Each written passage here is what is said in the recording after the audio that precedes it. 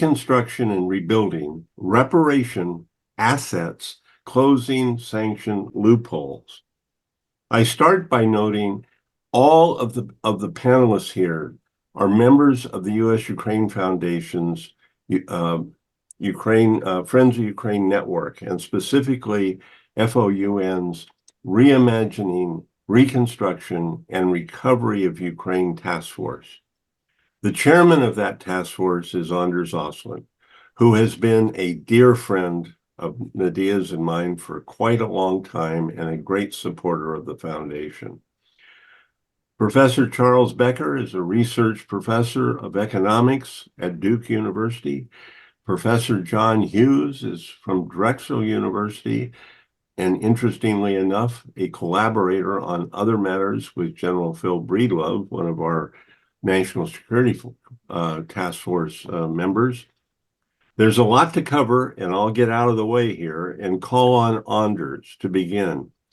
It's easy to call on Anders because whether it's in personal conversations, whether it's at a meeting in the old executive office building, we get background noise, Anders proves over and over that he's an expert in all areas that this panel can discuss. Anders? Thank you very much, Bob, for your kind presentation and for organizing this event. What I would like to do is to do a quick overview, and then I presume that Charlie Becker will talk about the possibility of flights to Ukraine, probably on Kiev, and how that is going, and to use that you would talk about your ideas of the reconstruction can be organized in Ukraine. I will try to start with a quick overview of the situation. And the first thing I will say is that 2023 was a surprisingly good year for the Ukrainian economy. GDP increased by 5%. The West provided all the funding that it had promised. That is essentially three sources: the United States, the European Union, and the IMF, also other international organizations. And Ukraine needs, in the current situation, about $100 billion a year, $40 billion for a cover the budget deficit of 20% of GDP, which is approximately the whole civilian budget. And that is being very well managed through a trust fund by the World Bank, which takes care of all of the US funding. And then it's about $60 billion for military expenditure that Ukraine needs. And for last year, as I mentioned, it all worked out well. For this year, there is a shortfall of $12 billion so far. That is what the US was supposed to provide to the budget. If that is not being delivered, that will mean inflation, need to print money, and that will be a serious demoralization for the Ukrainian people. The US has been leading when it comes to arms deliveries to Ukraine, but not when it comes to total support for Ukraine. The European Union has done more. So how can this be resolved? Essentially two ways. The first way is that the US now adopts this $61 billion for Ukraine that the administration has pushed for since for half a year already. And the other way, which should also be pursued, is $300 billion of Russian central bank reserves are now frozen in the West. 2/3 of it sitting in the Euroclear financial clearing system in Belgium. It should be seized. It's unconscionable, as Larry Summers says, that Russia should be allowed to keep state assets safe in the West when Russia has attacked Ukraine. and we, Western taxpayers, have to provide all of this funding for Ukraine. This money must be taken. And one of our members in the group, Philip Zelikow, has been one of the leaders, together with Bob Zellick, another member of our group, to push for seizure of this money and passing it on to a central bank escrow account to be safely provided for reconstruction of Ukraine. Also, Harvard Law professor Lawrence Tribe has been pushing this. Other matters that are important to get done in Ukraine, it is the EU accession, where we are now seeing that the EU since December has unanimously decided to start negotiations with Ukraine. Such negotiations, if they are well done, take 3 years. And this means that Ukraine could become a member of the European Union by 2030 in the ideal case. And this also implies big judicial reforms in Ukraine.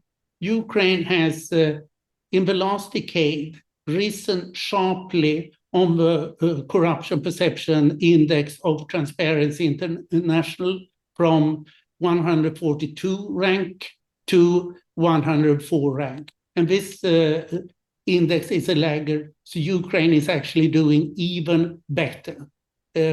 As comparison, Russia is lingering in the 140s because Russia favors rather than fights corruption. For Russia, corruption is one of its many tools in its hybrid wars. And impressively, Ukraine fulfilled all the 7 demands that the European Union put up, which were primarily about the rule of law in the last 1.5 years. And I think that we should expect this to go further. And financially, the Ukrainian government has managed impressively. The tax revenues have increased sharply. Other issues to be discussed are, of course, the continuation of reforms in Ukraine. And I should put it, the big thing that has been done, I should mention first, is that Ukraine has opened up for Black Sea shipping along the coast of Ukraine, Romania, Bulgaria, and Turkey. And currently, in the last month, Ukraine shipped $8 million, which is the same as before the war. And this has been accomplished thanks to Ukraine taking out about 1/3 of the Russian Black Sea Navy without having really a navy itself. It's important that the US continue to support that.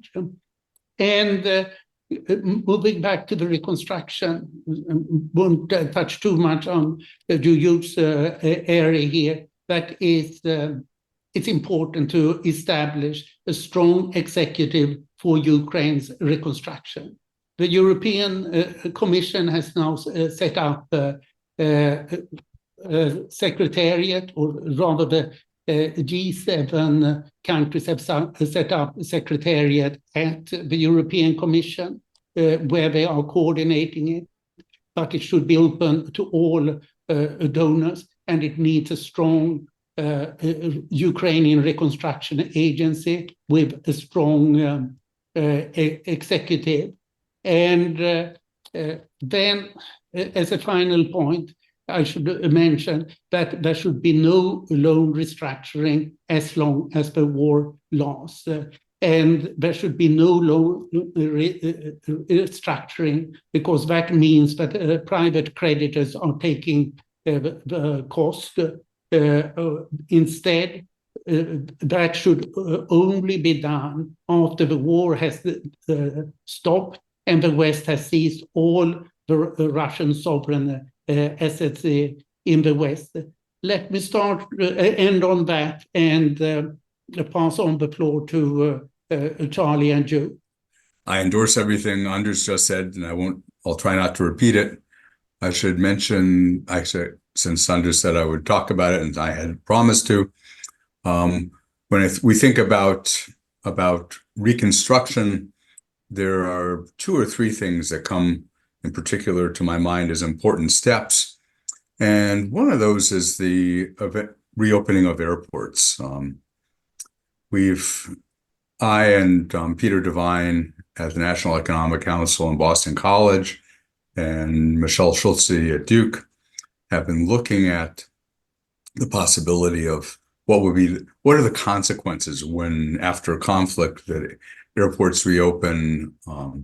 What's the relationship between airport travel and foreign direct investment? The econometrics behind this are tricky, and I realize this is not the occasion for that, but we worry about it a lot. Briefly, the answer is that no matter how you slice and dice it, there's a strong positive relationship, and it grows with the importance of air travel. We use this controlling for or limiting it, and also limiting the sample to countries that have substantial numbers of casualties according to ACLA data and so on. So we look at the samples, and it's reasonably convincing that reopening airports has some important statistical component of attracting foreign direct investment. Surely that would be the case in Ukraine, where right now the 2 major airports, Lviv and Boryspil outside of Kiev, are currently closed, and that sends a negative signal. We looked at the possibility of opening one or either of them. Boryspil has about 7 times as much air traffic as Lviv, Danilo Halitsky Airport.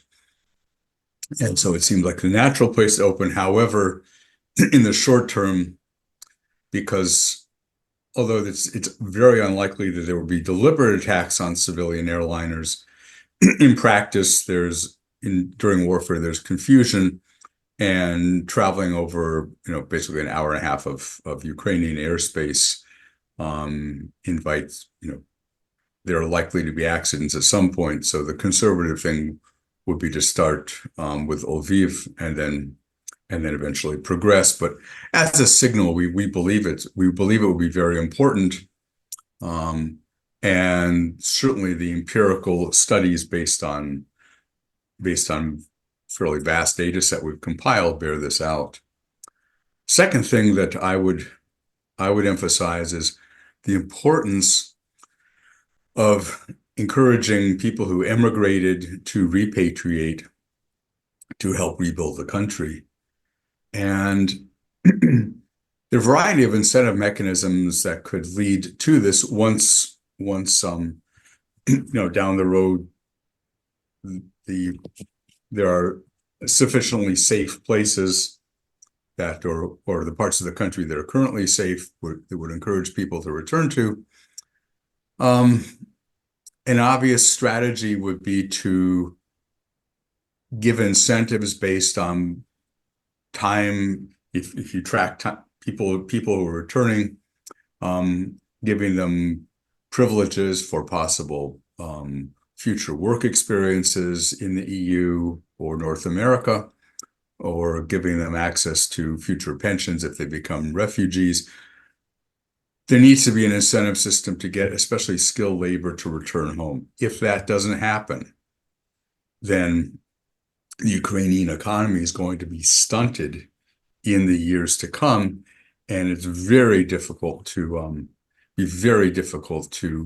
avoid that. It's easy for Russia to open the taps and bring in unskilled or semi-skilled labor from Central Asia, the Caucasus, and elsewhere. It's important for Ukraine to have returning skilled workers as well, and they're going to be overwhelmingly Ukrainians. The third point I like to say is just to reiterate Anders' point, which is that corruption has been a major issue in Ukraine since independence, if not long before. They have made dramatic efforts. I think if you can follow, there's a variety of reports and papers, especially on Kiev School of Economics related websites that discuss this. But it's not like I don't want to say that the tap has been turned off, but there have been major efforts to control corruption. Parliament's much more active.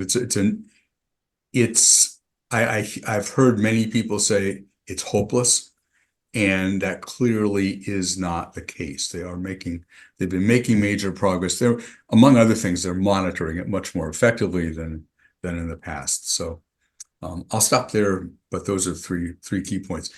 And finally, of course, with the reduction of corruption, then people are much more willing to engage in business activities and to invest. John, why don't you take it from here on I think you want to talk about Reconstruction.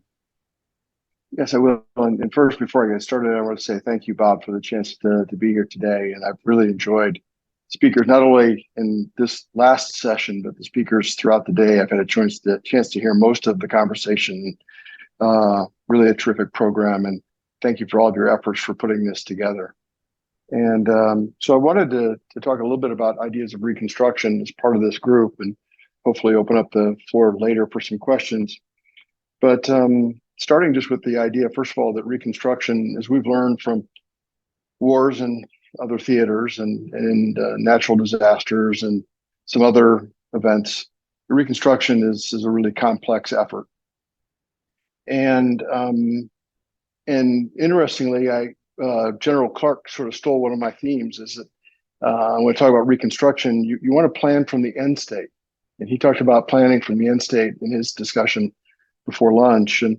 And the idea of planning from the end state and Reconstruction is a little bit challenging in the context of Ukraine today, because we're clearly in the middle of the war, and to think about all the things, including justice and completion of victory of the war and those kinds of things, to think about the end state of Reconstruction seems like an awfully long time from now. And so sometimes it's hard to think that far into the future, but it's really important that we do.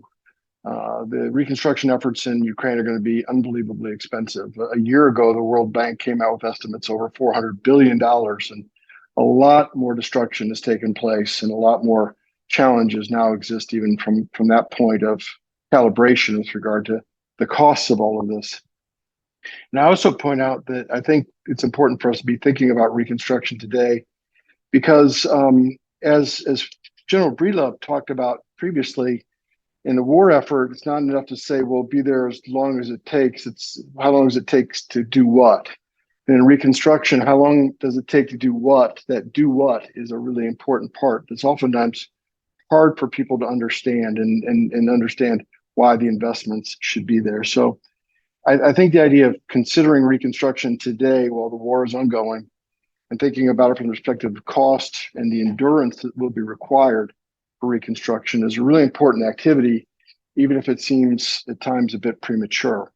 But what I wanted to do is talk a little bit about some things that General Breedlove and I have been working on for a few months.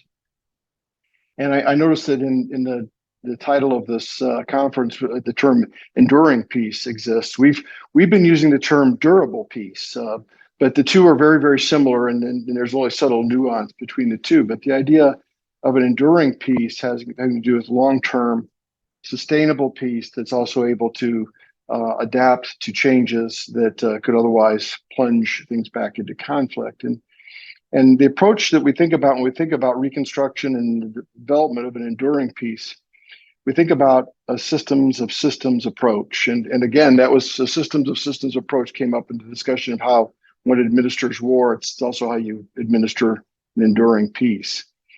And there's some really important elements to this that need to be thought of in advance and hopefully be part of the thinking, so that when there is a chance to actually rebuild or reconstruct, that there is something of a plan in place so that it will be successful and achieve the investment that's needed. And there's nothing that's more important than security.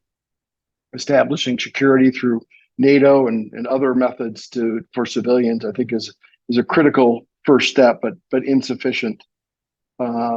Charlie, you brought up the issue of airports and other types of critical infrastructure. Those are going to be incredibly important.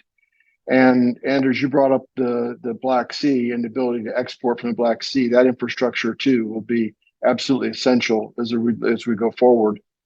But beyond that, there's things like the core economic sectors of reestablishing agriculture, which would be no small feat, especially in the areas that have been occupied by Russia or areas that have been impacted directly by the war. The redeveloping the iron ore in particular economy will be a very challenging aspect from an infrastructure perspective. And also the nuclear industry that exists in Ukraine will be a very, very important recovery and reconstruction effort that will require an enormous amount of oversight and supervision. But the service infrastructures we find are really, really important, and important in particular, important in the areas of repatriation. So yes, financial incentives for getting people to return are absolutely essential, and I'm glad that those were already brought up.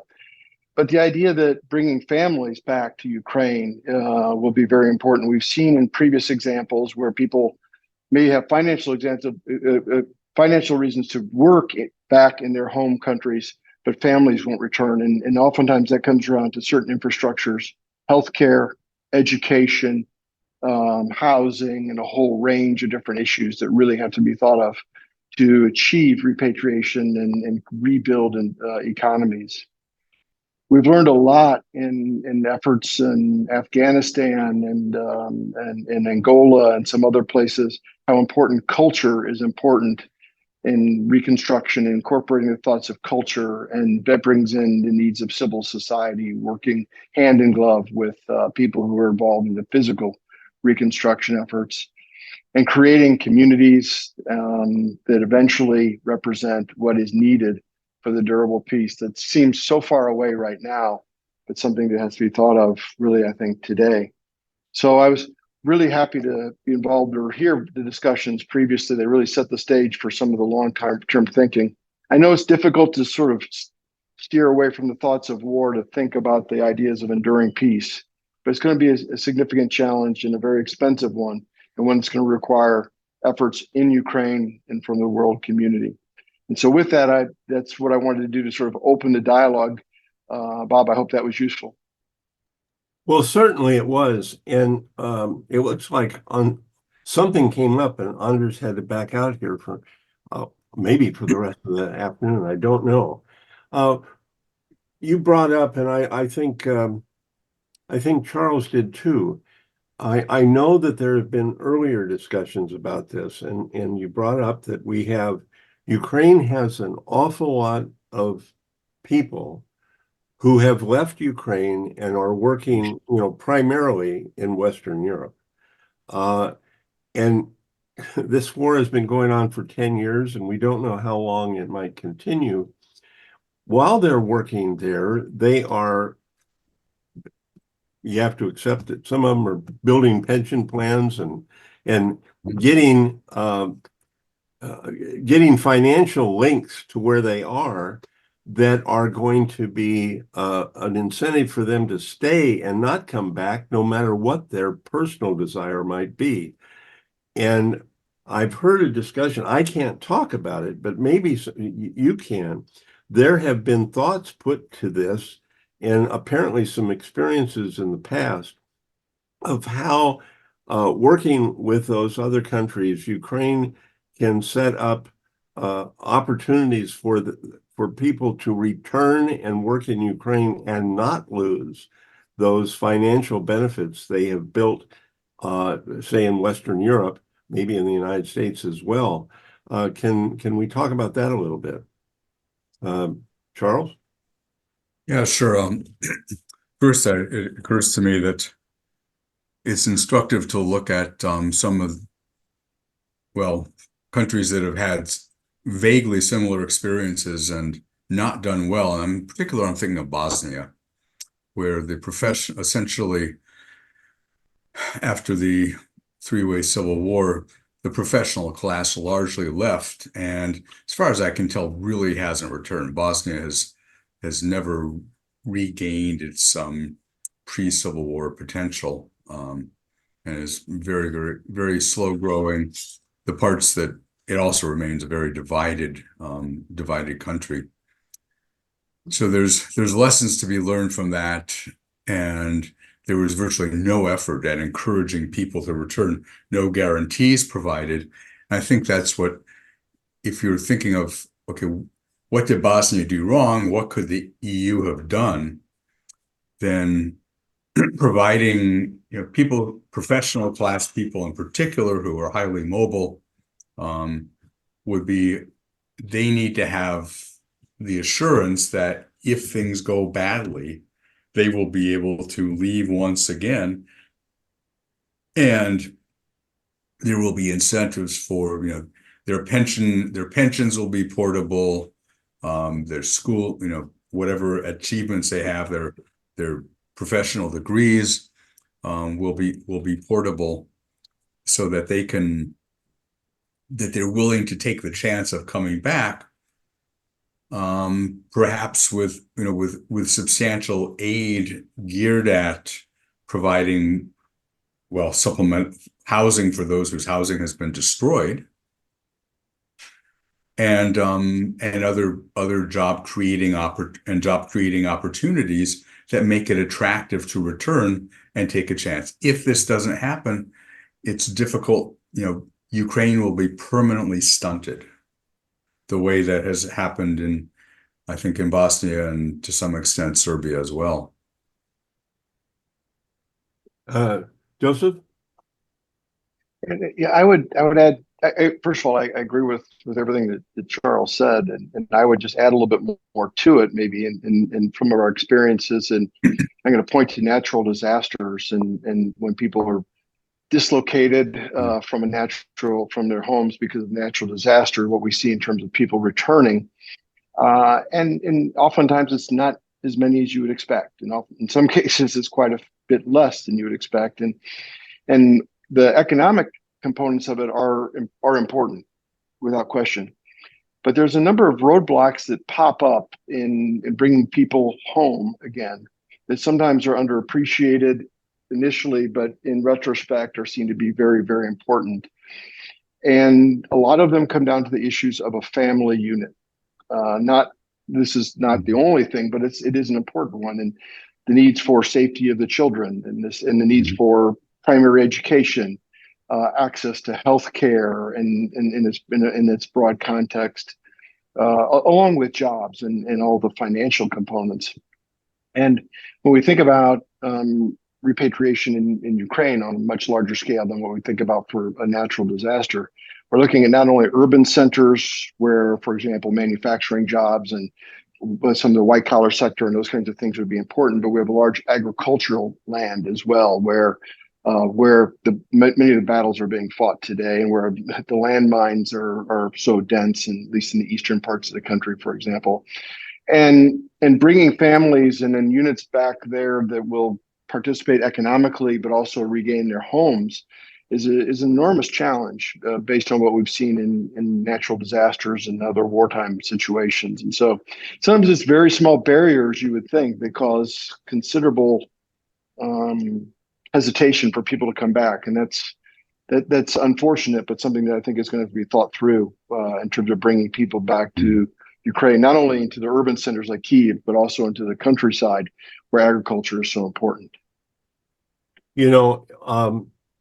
It's different, but the discussion about how highly educated and professionals, have moved out, certainly not all, but have moved into the Western Europe and so forth, they're still there. There's a potential for them to come back. If you go back, the first time I arrived in Kiev, which was 1990, this last Sunday. You know, we went on a tour around the city, and every place you went, the guy said, against that wall, the Soviet army lined up 37 intellectuals and shot them. In the basement of that building, there was a call to meeting of professors and highly educated people. And when they got in there, they locked the door and they gassed them. I mean, it was like driving around, you know, a cemetery in a way. But those people could not come back, and Ukraine did survive and generated another generations of highly intellectual, highly capable people. And so with all the challenges, I don't know where I'm going with this, except that they're not the ones that have gone for various reasons and are working in Western Europe or maybe the United States. They are alive. And if the circumstances can be carefully plotted for them to have those comfort zones of coming back, they're there to come back. And that's, you know, better than it was, you know, when the Soviets took over Ukraine earlier on. Little historical comment. One of the topics for this panel is reparation and assets. And it's been mentioned a couple of times that there are Russian, maybe in the last panel, there are Russian assets, 300 billion or something out there.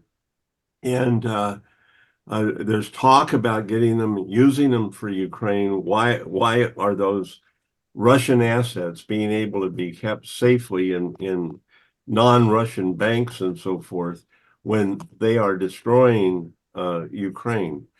The larger part of those assets is not in the United States, in Europe. But my sense is that if the United States would lead on this, there would be more activity in Europe to free up some of these assets to use in Ukraine. Any comments on that? I guess my quick comment is that I certainly believe that would be true.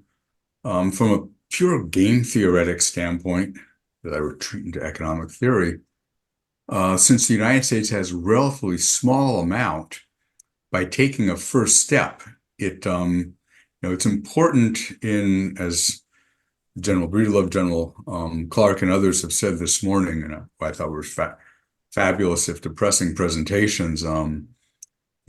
The reluctance of the United States to put in the Biden administration to push harder is terribly costly. And by seizing a modest amount of these assets, it sends this extraordinary signal, and potentially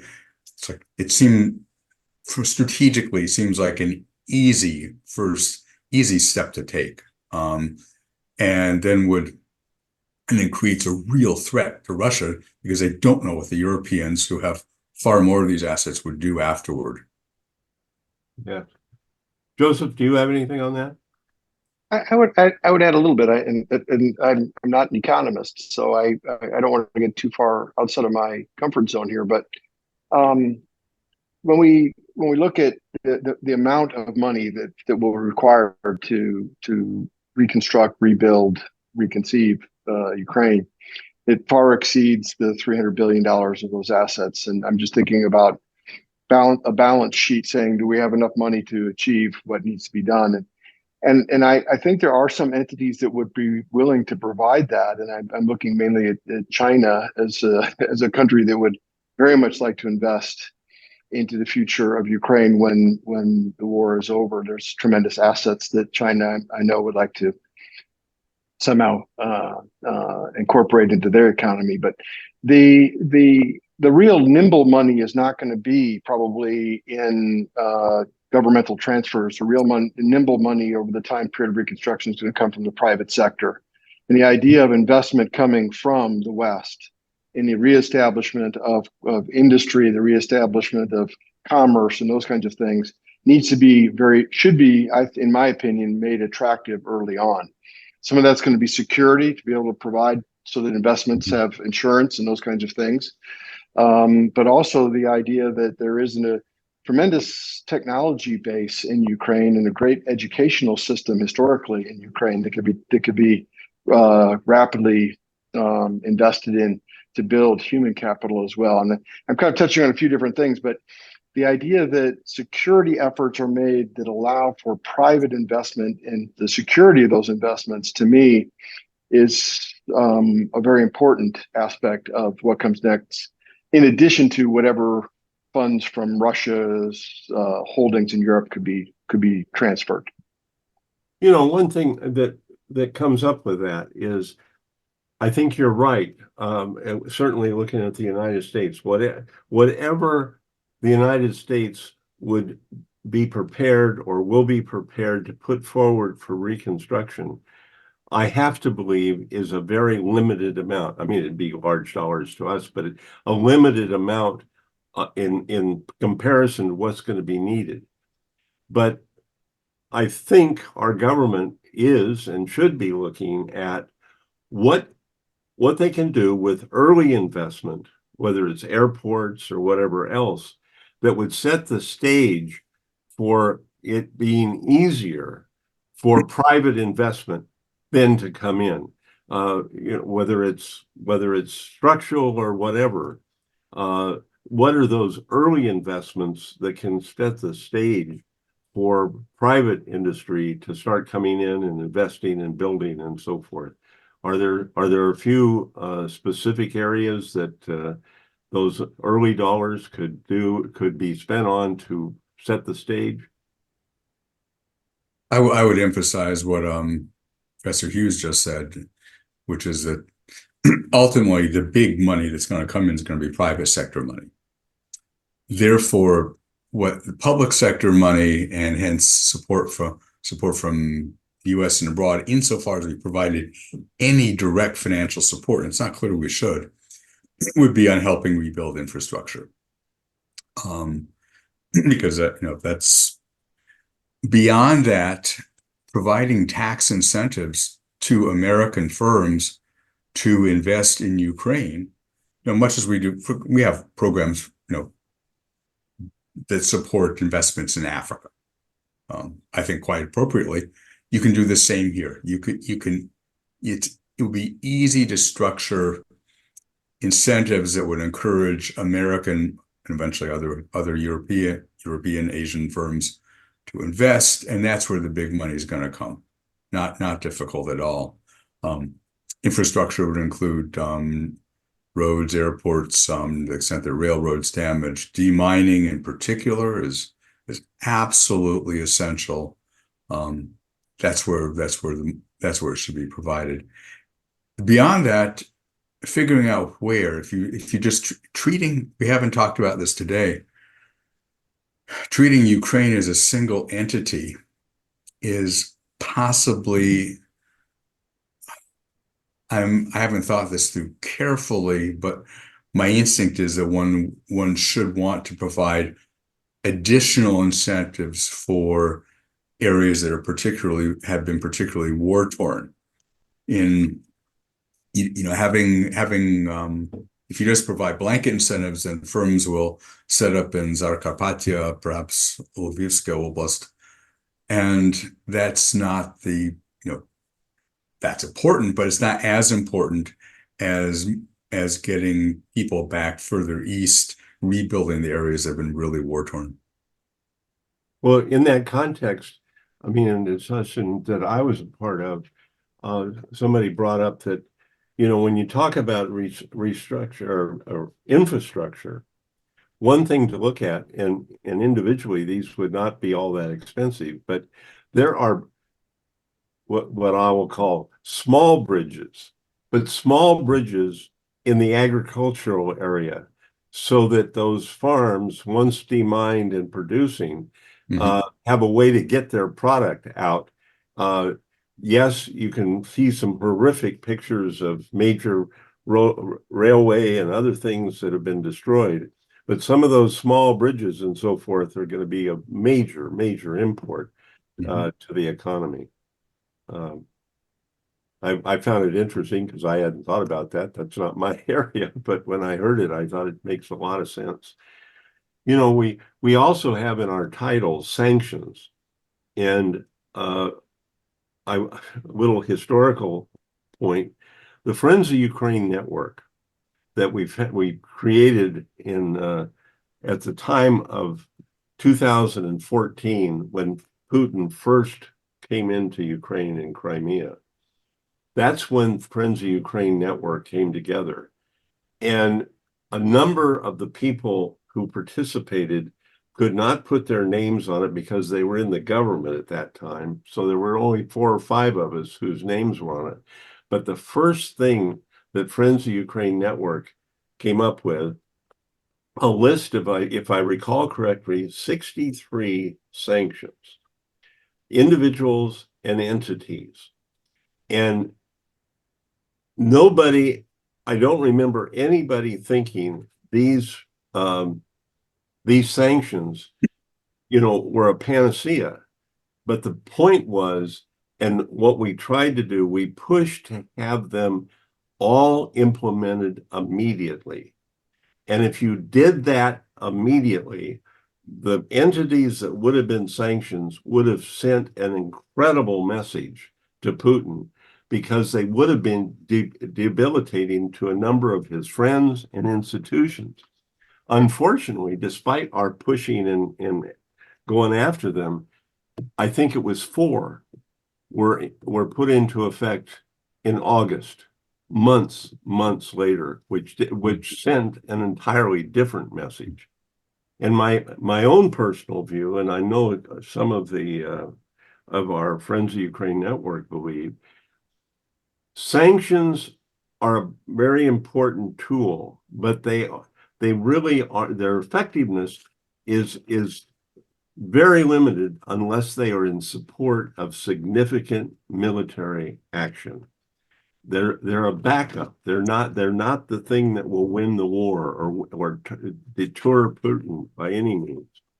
But we started adding some more sanctions, and what I'm getting at here now is a discussion of sanctions, but also that we're having more and more stories coming out about how the Russians are getting around sanctions, how the rockets that are hitting Ukraine have critical American parts that are coming from China through somebody else.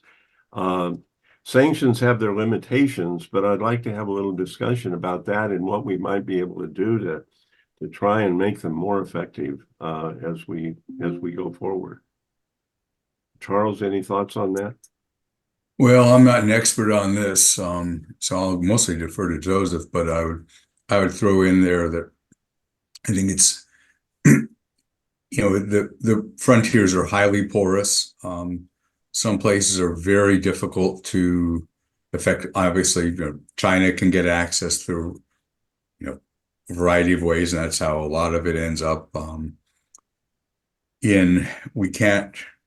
Some key imports have come through.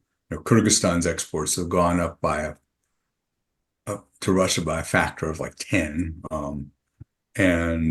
but we can't really sanction them because they don't import any.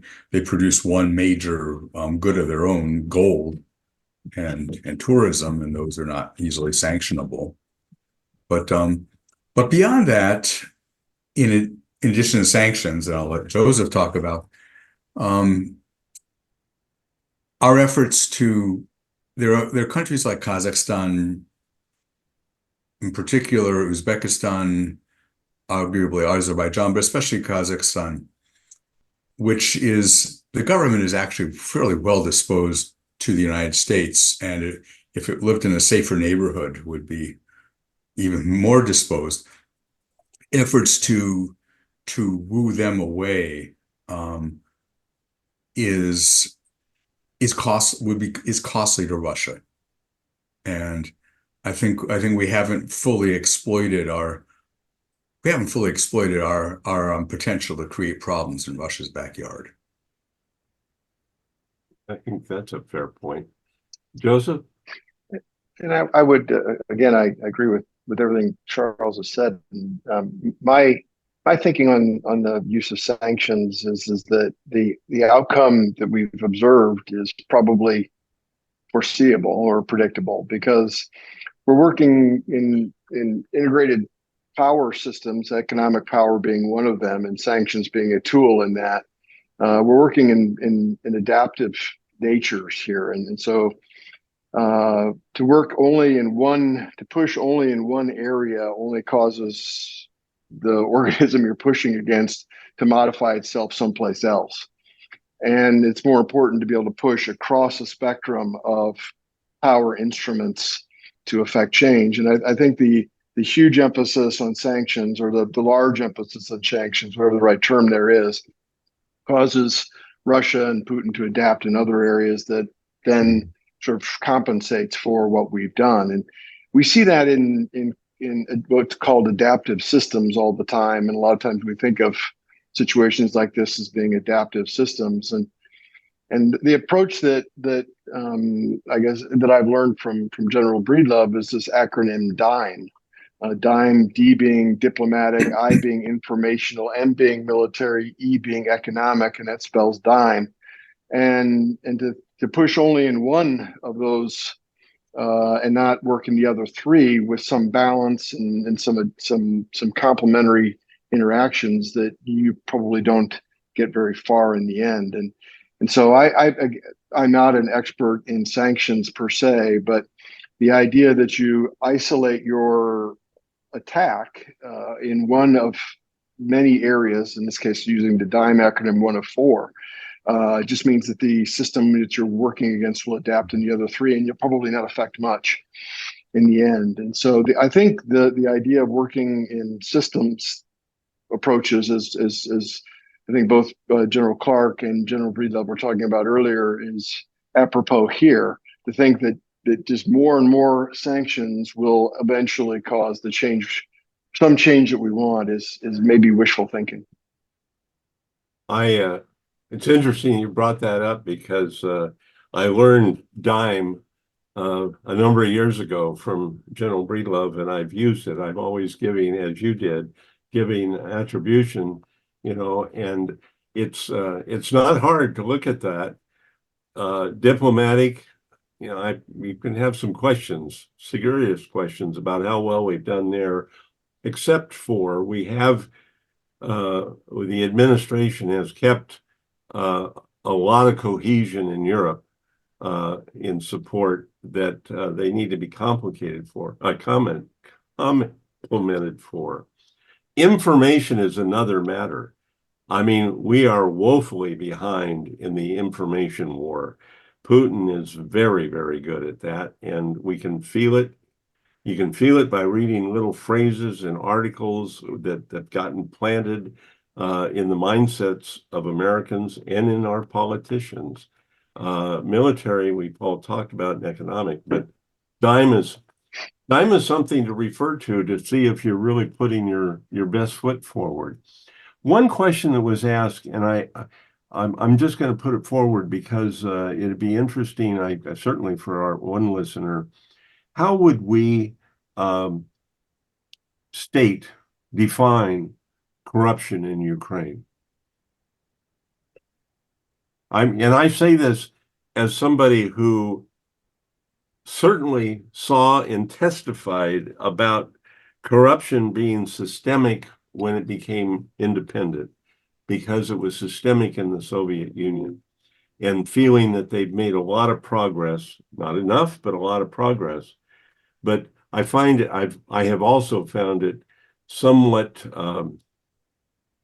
disingenuous for some people to complain about corruption in Ukraine as if it's the only place there's corruption, and as if Washington doesn't have corruption.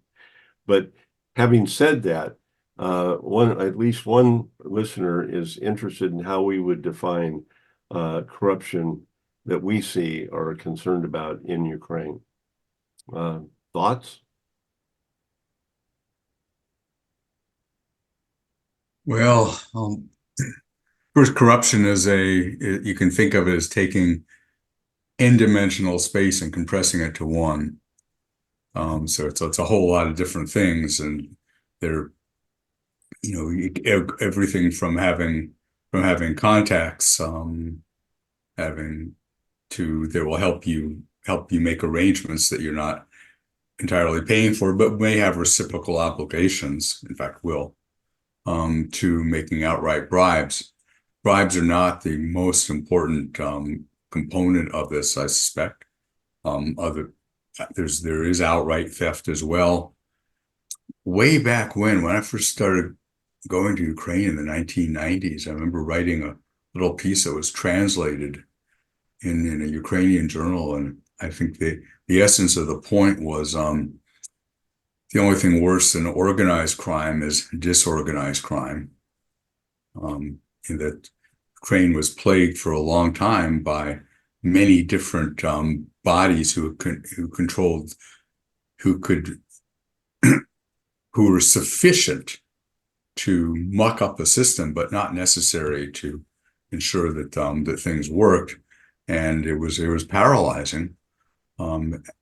As time went by, the system sorted out a bit itself, but it's a multi-dimensional effort. Transparency is really important. I think that's where, in the past several years, Ukraine has made major progress in improving transparency. The more transparent things are, the clearer the rules are, the more that you can do in terms of online, non-person to person negotiations, then the fewer payments there will be, but also without individual contacts, then the importance of networks is reduced.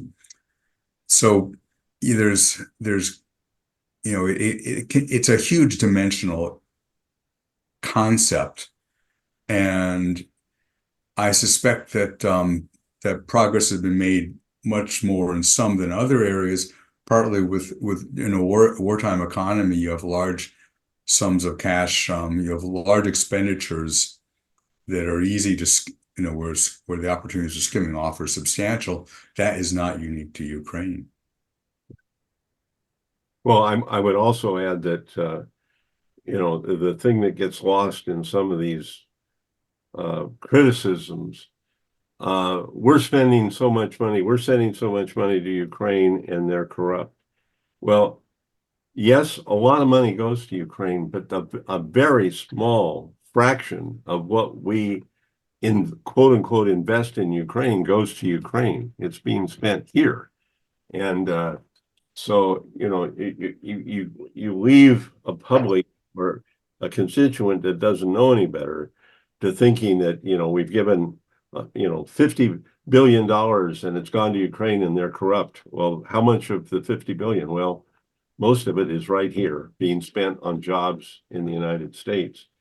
We get beyond that. So way back when I was teaching at the University of Colorado, Denver, and Denver Airport, DIA was stable, but a coalition of construction companies and probably trade unions convinced them that they should get the feds to pay for a new airport. And I was a columnist for one of the newspapers at the time, off and on. And my dean called me to remind me that I was a state employee before I said anything really unwise about the lack of necessity of having a new airport in a hurricane, in a tornado zone. But Bob, if I could chime in on the corruption. By the way, Stapleton was a wonderful airport. It was much closer to downtown. But Bob, the one of the things that I would say corruption is n-dimensional, and I don't know most of those dimensions, and so I want to be constrained in my response here. But one of the things we know in natural disaster recovery, when an event happens that causes tremendous destruction and the objective is to rebuild. And the answer is spend money and spend it fast. That in any culture, in any location, a significant fraction of that money is going to get spent unproductively. And I'm going to use that term unproductively instead of corrupt, because in emergency situations, people make decisions very rapidly. Sometimes you realize at the end they were bad decisions. Sometimes they were decisions made with forethought for the purposes of corruption. But I just want to lump all that together under this idea that we're spending money unproductively. And I think this is a real concern when we think about the reconstruction efforts for Ukraine in the future, because it's very easy for people to believe, okay, well, we shouldn't invest anymore because an investment is going unproductively to things like corruption, when what you want to have is a sustained investment. And so this is where I think planning in advance becomes important, because if the idea is, okay, much like in a natural disaster, okay, we're into a phase where we just need to put money into this problem, that endpoint, what you'll get from that is going to be marginal and probably have a lot of pushback in this area of corruption.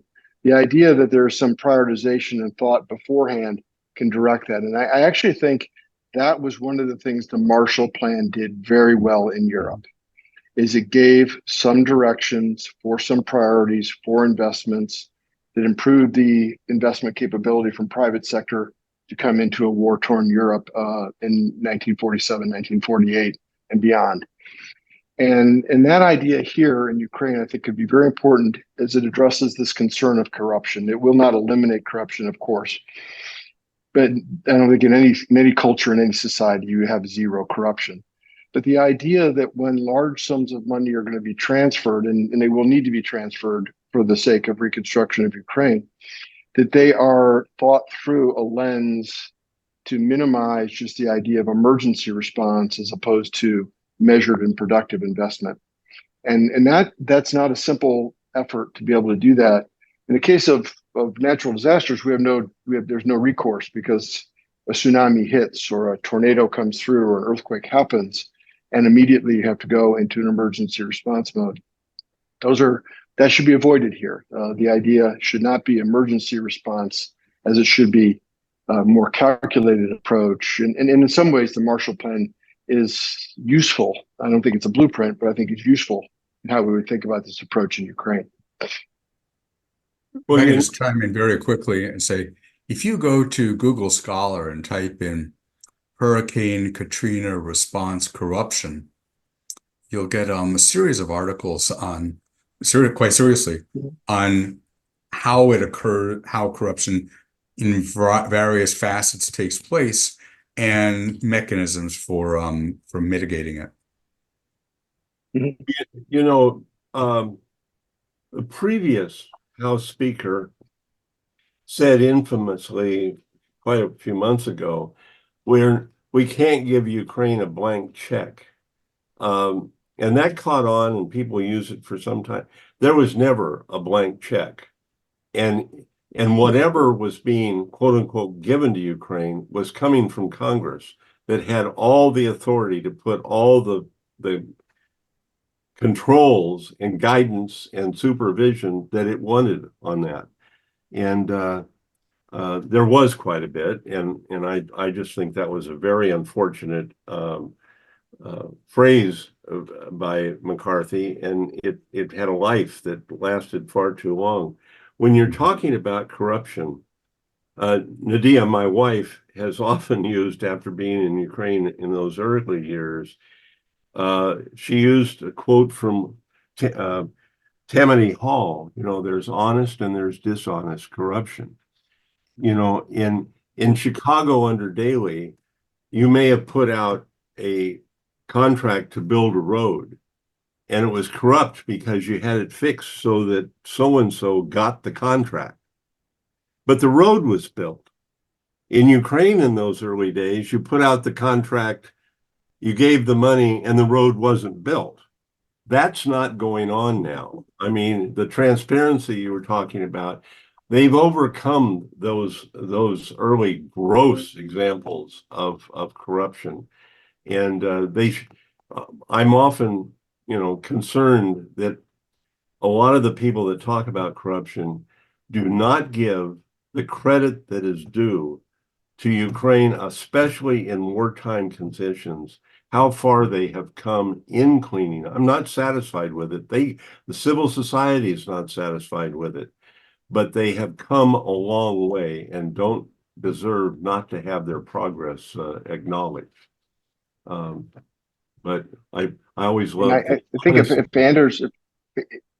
Anders were here, I think he would chime in very strongly behind what you just said, Bob. I've heard him speak to this previously, and how far Ukraine has come, even under the conditions of war, with regard to addressing concerns of corruption.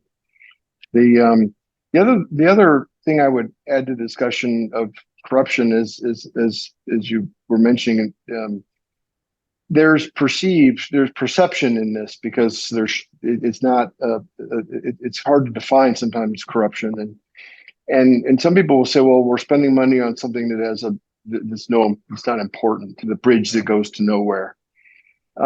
Ukraine is an incredibly important country for people around the world. In particular, I'm thinking about its importance in food supply.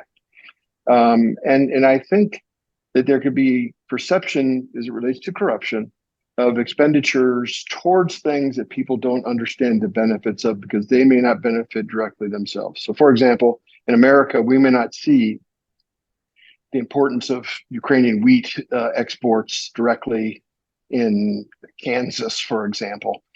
But in Eastern Africa and in the Middle East, it's absolutely essential. And the idea that we articulate how investment is affecting things more broadly, I think is going to be very important. Otherwise, local perception of what is corruption could creep in, and I think that just makes it even more complicated. The idea of a blank check, as you mentioned, to reestablish grain exports. First of all, there was never a blank check. I agree with that. But the idea that it is important to invest in Ukrainian wheat, to me, is something that hasn't been communicated as well as I would like to see it. So I'll get off my soapbox.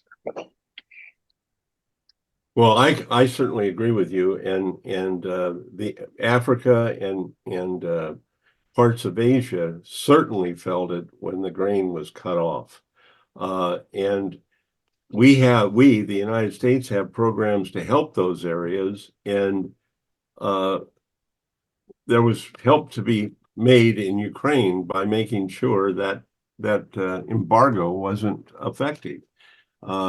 Because, who else is going to provide things that Ukraine was providing and were needed? So, no, the people who say Ukraine is a long way away and doesn't really matter, just haven't looked at the economy of the world and its contribution and so forth. And just slightly different thing. Ukraine is not Afghanistan. These people are fighting. They're fighting for their freedom. They're fighting. It's just not an overstatement. They're fighting for our freedom and need our help in many, many different ways. So we've covered a lot of different topics. I'm not sure we've covered them all that people in the chat. I can't read all of that. But there is a comment there that I thought I would insert here. If Russia wins the war, if they defeat Ukraine, who's going to invest in reconstruction then? This may be an academic discussion if we don't make sure Ukraine wins this war, because a Western investment, I don't know, will find a great home in a Russian occupied Ukraine. Anybody disagree with that? Oh, I'll bite. You won't get Western investment, but you will get Chinese investment. Yeah. But more importantly, I believe that Putin will be perfectly happy to leave Ukraine destitute as an object example for the rest of the world as to what happens when you cross him. So it would be impoverished for a long time, as it was, following the collectivization famine, 1931 through 33. Yeah. Paul, go ahead. No, please. Well, I was just going to say that Paul Goebel made the comment, others I suppose too, but I remember on one of our webinars that, when the Soviet Union fell, we, the United States and Europe, but we led it, saying, okay, all you companies that have never invested in the Soviet Union, in Russia, because it was communist, and you'd be, go ahead. And Western investment went into Russia, huge investment. And so when Putin starts the war and we talk about, pulling out, I mean, there was a lot to pull out, and a lot of it has not been pulled out yet. And when people went to Capitol Hill to look for sanctions and to get support for Ukraine, the registrations, the lobbying registrations for the Fortune 500, all were changing, lobbying against sanctions because they had huge investments in Russia. It's the economy has a major role in all of this stuff. And if major corporations, if Ukraine wins and major Western corporations go in there and invest, Ukraine will be much stronger than it was this time if Russia tries to do anything. So the idea of getting Western investment into a victorious and free Ukraine has, I mean, we had a discussion on NATO and what that means, but Western investment in Ukraine is also a security factor. Mhm. Without question. And the idea that the getting Western investment into Ukraine after a Ukrainian victory will be an absolutely critical step to reconstruction and long-term durable peace. And so that security element, and this is where the economists know much more than I do, but the idea that there's insurances in place for private investment. So, for example, you're going to build a long-term asset in Ukraine, a manufacturing facility or a chemical production facility or something like that. The ability to insure that and maintain your investment is going to be a really important part of Western investment after a victory. And I would say you started the conversation by asking about a Russian victory. And Charles, I agree with what you said. I think China will be more than happy to invest. I think from what little I can see from the Russian perspective, I imagine they wouldn't mind if it was something of just a sort of an unproductive agricultural land. But China, I think, would be certainly wanting to invest, and I think that would basically preclude Western investment in large part. Mhm. You see a lot of that in Belarus right now. Well, and China certainly made its tried to take over Motor Siege, and we got Ukraine not to allow that to happen, but we didn't come in and see that we got an investor to take it over from the Western standpoint. That was kind of I thought, embarrassing. Don't do this, but we won't help you do that. Mhm. I'm going to read this question because I want us to take a look at it and see if there's an answer we can give.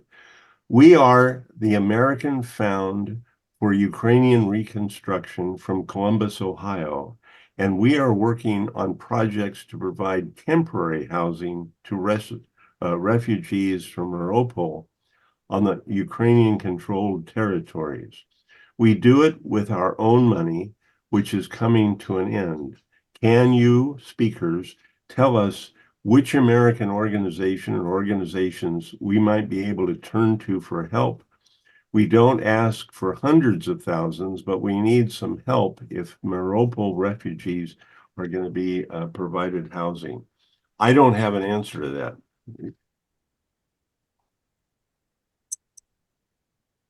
This is going to sound strange, but my instinctive answer to that is to turn to someplace like Clayton or Cavco Homes, and encourage, ask what it would take to get one of the manufactured housing builders to set up a plant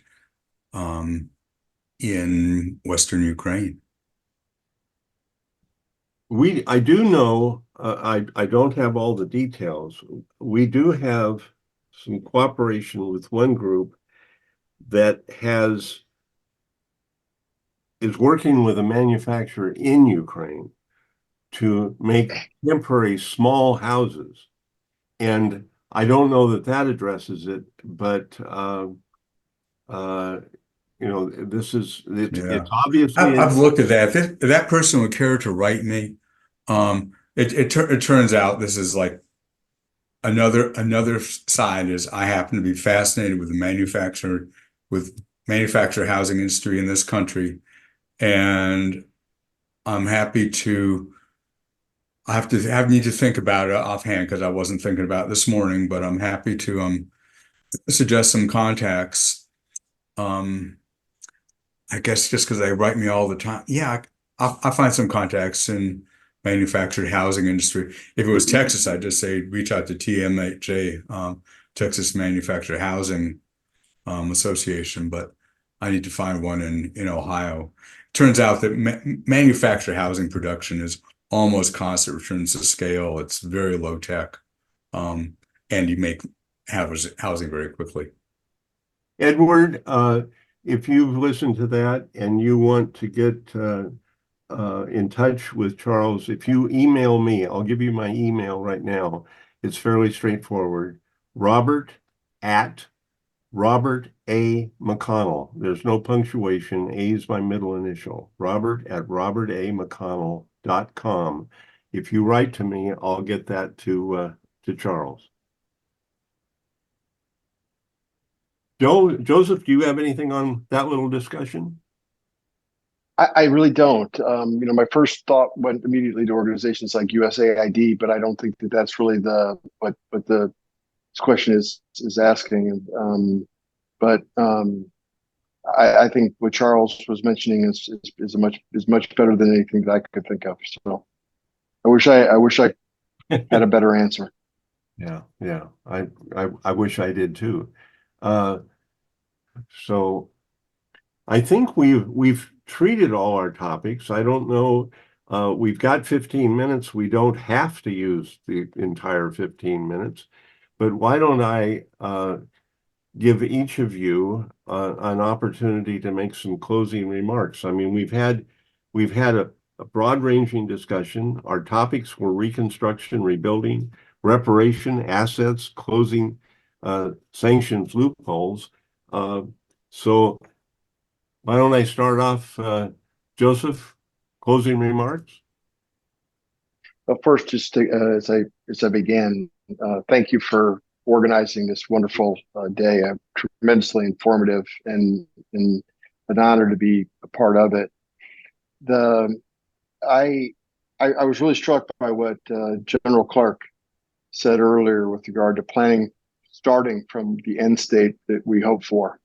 And ultimately, the end state I would hope for Ukraine would be an enduring peace. And that will mean living through the period of war and the period of reconstruction to be able to get there. But the end state of enduring peace, I think, is a powerful vision, at least something that compels me.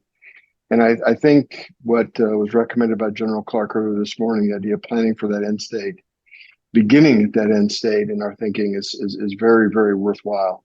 Not only does it think about a vision with hope, but it also reaffirms the needs in the short term for victory for Ukraine and the ability to restore the country, the Ukraine, to its citizens. And so that's my key takeaway for today. And if there's anything I could end with, it would be that. Charles? Yeah, I'll reiterate what Joseph just said. I think this has been a remarkable event. I learned a lot. I'm sobered. The messages are difficult. We have to be optimistic, and I do believe, as Joseph just reiterated, we need to look and follow up on General Clark. We need to look to the end game and work backward. That's some like rule 1 of game theory. And that includes establishing incentives to rebuild in the to the extent possible in parts of Ukraine through a series of incentives, tax incentives, incentives for people to return home sooner to strengthen the economy. Because as if GDP grows in the coming year, that itself is going to be a powerful signal. The fact that it stabilized in 2023, if we get growth this year and next year, that's going to have that signals that Ukraine is going to be around for a long time to come, and it's not going to be overrun. In addition to all the military support that is needed, that's also critical. So I want to thank everyone else. And it occurred to me that I put this background this is a photo taken very early in the war. It's downtown Kiev. And it says, for those, it's just dawned on me that not everyone reads Russian. It's in Russian. It says, "Russian soldiers, stop. How can you look in your children's eyes?" And then down below in small letters, it says, "Go away, go home and be a man." And that, it's a powerful message. It also is a reminder that to us that we need to be right. If you read, we're constantly being bombarded with Russian propaganda, Russian efforts to divide, not just Russian, but Chinese as well, efforts to divide the American polity. We need to be answering that and pushing back. Bob, thanks so much. This has been really good. Well, I thank both of you. I'm interested to find out what happened to Anders. He said he had to break away, but he is, as you two know, and others know, he has been a stalwart in the Friends of Ukraine network. The things he's done, the expertise he brings to the discussions and so forth is fantastic. I have said this before, and if Nadia is actually listening, she's going to say, "You've said this too many times," but I'm going to say it again. We, the United States, Russia, we both totally misunderstood Ukraine when this war started. Totally. We didn't understand, and I remember thinking this immediately. Before Ukraine became independent, the newspapers here, the media, the New York Times, the Washington Post, the Chicago Tribune had editorials that if Ukraine tries to be independent, there will be chaos. And they even included nuclear chaos and bloodshed if Ukraine tries to break. Well, Ukraine voted for independence voted for the referendum on December 1st, 1991, and a peaceful transition took place. Putin is making Ukraine fight its war of independence now. And what we didn't appreciate was that Ukrainians, the young ones, everybody in their families either had lived under the Soviet Union or were part of a family that did. They knew what freedom was, and they knew what freedom was not. And they were fighting for their freedom, and they are fighting for their freedom. Something that Americans haven't had to do, certainly in our own country, for centuries. We couldn't understand the force of that conviction to fight for your own freedom. They're doing it. We need to support them. We need to have that Ukraine free for the rest of society, world order, and for our own national security interests. And as long as they're fighting for that and for us, I think we need to give them every kind of support we can. We need to make sure that they win. I thought I'd bring this up if I can. Share screen. Can I share a screen? This was a cartoon that I think sort of very simply shows, no, we've never had Russian neighbors. You're the first. And here's the intrusion across the backyard of the house. We need to understand what Russia has done and is doing. I think we've lost we've lost Joseph because he wrote me his battery was dying. So that's a good time to end the day. I appreciate all our panelists. I appreciate all the people that have watched. Charles and I being the only ones left. Charles, it's been good being with you today. And all our listenings, thank you for listening, and goodbye, and say what you can to your elected representatives. Support Ukraine. Slava Ukraini. Goodbye. Героям слава.